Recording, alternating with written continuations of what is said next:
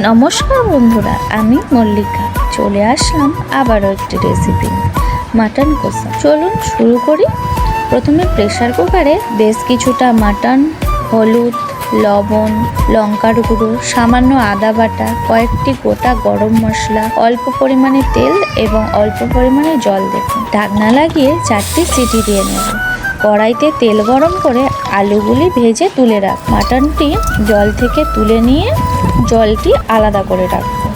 তেল, জিরে, শুকনো লঙ্কা, তেজপাতা দিয়ে পেঁয়াজ ভালো করে ভেজে রসুন বাটা, আদা বাটা দিয়ে কষতে থাকবো। মাটনে রসুনের থেকে আদার পরিমাণ বেশি থাকবে।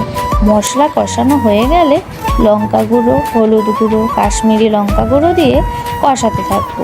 টমেটো, লবণ, দই যোগ করে সেদ্ধ করা মাটনটি দিয়ে কষতে থাকবো। 10 মিনিট ভালো করে কষা হলে আলু দিয়ে দেব। আলু দিয়ে কিছুক্ষণ কষাতে থাকবো। পরে মাটন সেদ্ধ হলে জলটি দিয়ে দেব। ঢাকা চাপা দিয়ে রান্না করব 20 মিনিট। নামানোর আগে গরম মশলা বাটা দিয়ে আবারও রান্না করব। জল হালকা শুকনো হলে ধনেপাতা ছড়িয়ে নামিয়ে নেব। মাটন কষা যে কোনো স্পেশাল দিনে এইভাবে একবার বানিয়ে দেখুন, খেতে দারুণ হয়।